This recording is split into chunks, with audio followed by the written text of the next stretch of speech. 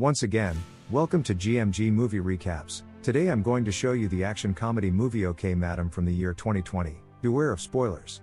Take caution and be cautious. In order to steal some intelligence, two North Korean Special Forces agents named Magnolia and Chul Sung infiltrate into a guest house in Mongolia in 2009. Magnolia investigates the room while Chul Sung covers her back, only to be stopped by a call from her father ordering her to leave, because some men are after her and she can't trust anyone. But before he can add anything else, a trespasser shoots him.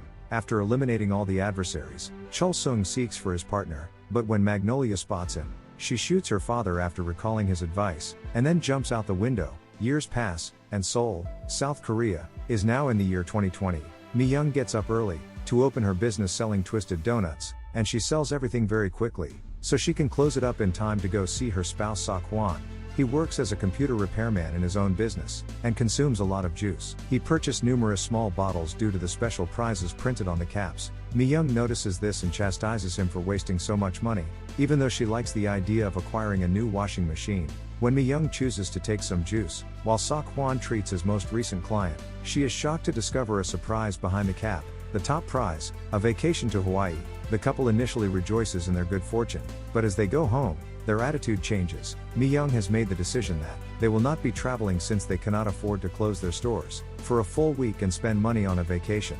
She would rather sell the hat online and use the proceeds to purchase a new washing machine. Their daughter Na-ri, who arrives at home as Mi-young receives awful news through text that Na-ri has injured a fellow classmate once more, is the second person in a foul mood. She is yelled at and smacked for it, which makes her cry and admit she is sick of being teased for being the only student in the class without a phone, or who takes vacations. Mi-young feels terrible after learning this, so after putting Na-ri to sleep, she talks to Seok-hwan and agrees to travel to Hawaii, so their daughter might experience some nice things in life. Seok-hwan makes the choice, kicks the old washing machine by accident, and it starts up again. The three of them apply for passports the following day.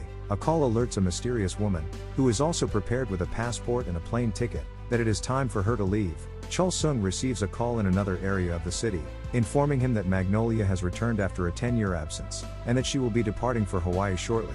His directive is to seize her alive. The day of the vacation finally arrives, but Mi-young chooses to continue working, so she can bring some extra cash. They arrive late at the airport, because they took the airport shuttle rather than a taxi, joining other travelers on the same flight. Chul Sung, the enigmatic woman hiding her face, and the group of Special Agent Kim Harum, who are also on the scene to capture Magnolia. Fortunately for the family, they arrive just before the gate shuts, allowing them to board. Additionally, the clerk gives them a free upgrade to business class. Because there are only 2 seats left, Seok-hwan stays in the economy class seats, while Mi-young and Na-ri travel in business. There are many interesting people on the plane, including Congressman Jang Pil-joon, Steward Hyun-min, who believes that part of the steward's job is to watch out for suspicious behavior, and ensure that everyone is safe, and a nervous man who is flying because his superiors sent him, and who takes a lot of medication to manage his fear.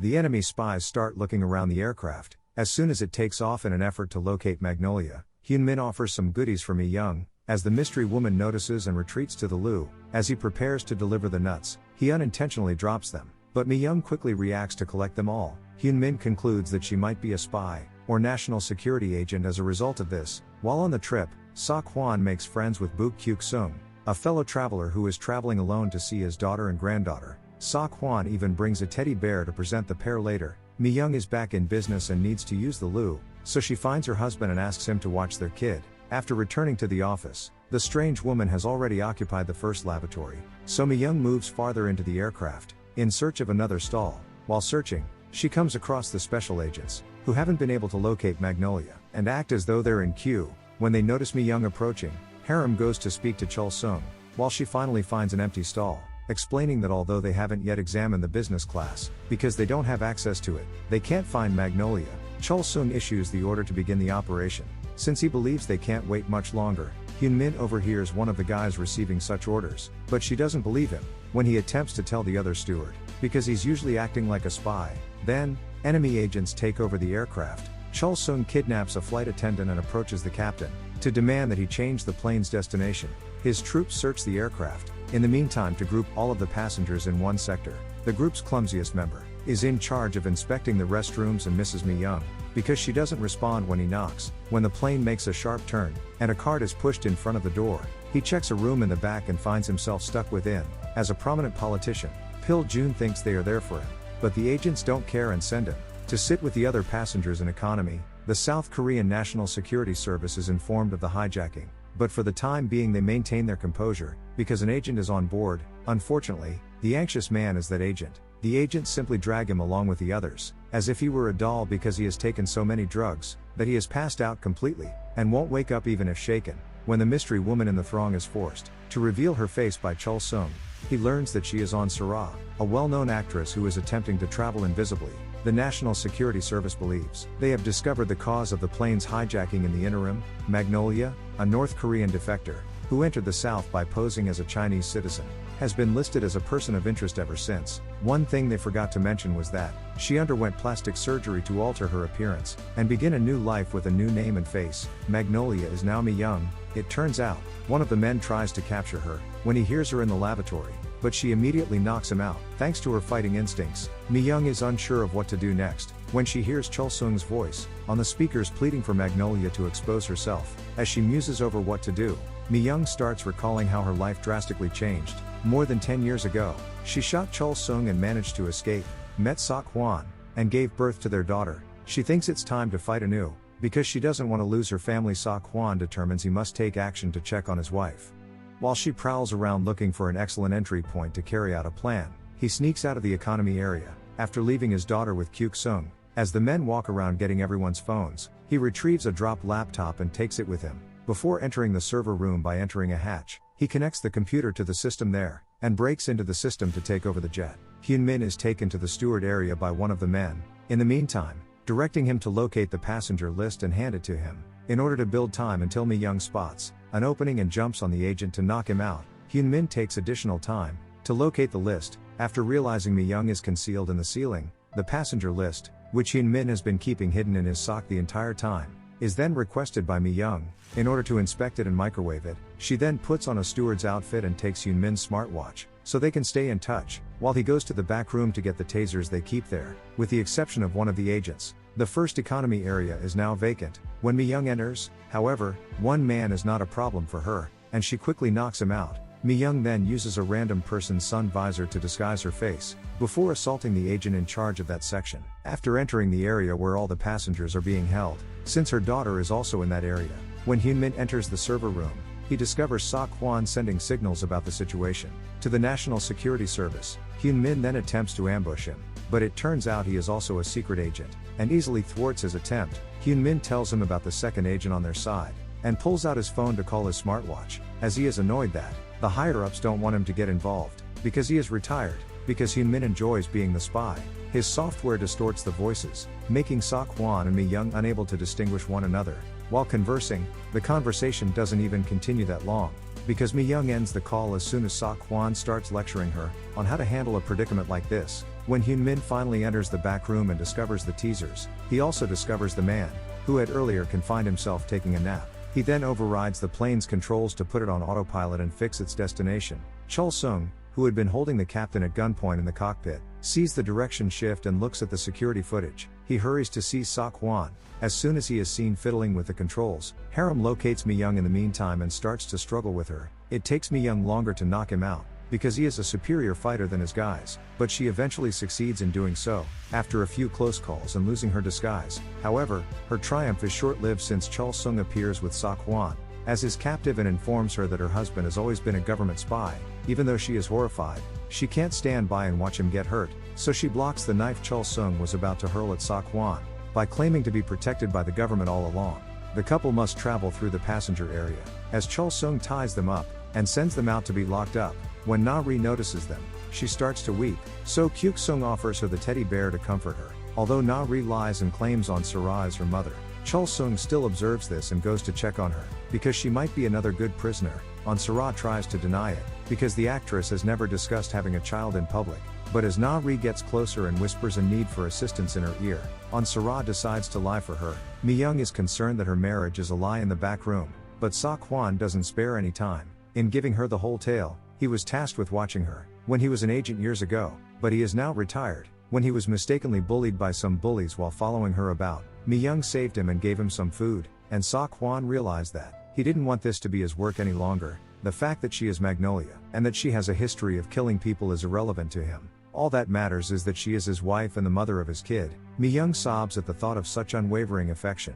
Before one of the agents returns, one of the passengers frees people's hands using the knife Mi-young had used to save her husband, but they are unable to accomplish anything. However, the true shock arrives when two passengers abruptly get up and assault the agent. These two men follow their boss in the cockpit at Harem's command, where they kick Chul Sung and inform him that they are now in charge. Harem wants to sell Mi-young to the highest bidder, in contrast to Chul Sung, who wants to return her to the government officials. Harem wants to take her with him using the parachutes, while also causing the plane to crash, since he doesn't care about the lives of the passengers. Unlike Chul Sung, who wanted to escape with her and let the plane land on its own, Chul Sung attempts to stop him, but Harem's men swiftly overpower him and drag him away, while he orders the pilot to make the jet fall rapidly. Chul Sung, Mi-young, and Sa Kwan are escorted to the back room. As the other passengers start to panic, Mi-young seizes the opportunity to inquire about his motivations. Thus Chul Sung starts to outline his objective.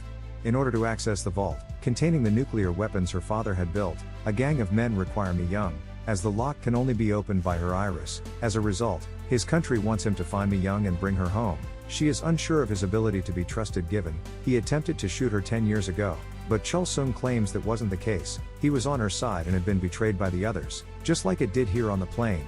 Hyun Min suddenly enters the room through the ceiling shaft, interrupting their conversation. Everyone is set free with his assistance, and they all resume their jobs. While Hyun Min switches off all the lights, Sa Kwan goes back to the server room to take back control of the plane's autopilot and stop it from falling. Then, to confront Harem's troops, Mi-young and Chul Sung return to the passenger area. The fights are often evenly matched, but whenever the evil guys would have the upper hand, the passengers would aid our heroes by striking the men with whatever they could find nearby. They manage to overcome the men and capture Harem with everyone's help. The entire family can now reconcile, but the problem is far from solved. While attempting to soothe Na-ri, Kyuk Sung instead kidnaps her and holds her captive. He shoots Chul Sung after admitting he killed Mi-young's father, and threatening to kill her daughter if she doesn't accompany him. When Sa Kwan's attempt to injure him with one of the plane's tasers fails, Kyuk Sung shoots him as well. Mi-young hugs Na-ri farewell and dons the parachute, after admitting she has no choice but to agree to his requirements. When Kyuk Sung forcibly opens the plane's door, Mi-young signals for Na-ri to throw her teddy bear out of the window. When she hugged her, she whispered these instructions to her, and as the teddy bear detonates far from the plane, dragging Kyuk Sung with it, she pushes Kyuk Sung out as well. Fortunately, Sa Kwan is still alive, thanks to a bulletproof vest Chul Sung had shared with him, before they split up to carry out the plan.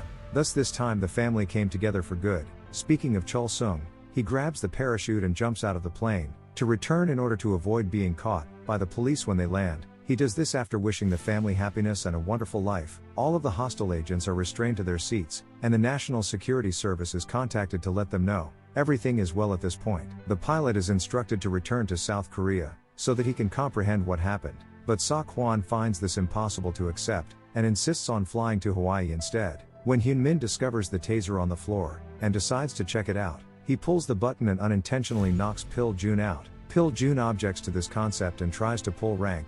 Sara tells everyone that, if it weren't for Mi-young, they would all be dead. As a result, the captain decides to give Sara's wish, and alter the path of the ship to Hawaii, using the government's claim that they are running low on fuel as a justification. Sa Kwan gives Mi-young a ring so they can reaffirm their vows as soon as they get in Hawaii, and the family then heads to enjoy themselves on the beach. He also acknowledges that the winning cap was a fake, and that he had been saving money for this trip for 10 years.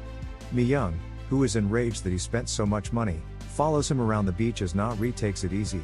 The frightened man, who is finally waking up and seeing hundreds of missed calls and messages urging him to handle the hijacking scenario, is the only passenger left on the aircraft at this point. A few weeks later, television cameras appear at Mi-young's store. She will receive a free vacation to Disneyland, as a token of appreciation for saving the jet. Na-ri is excited about this, but her parents panic, since they don't want to board a flight anytime soon.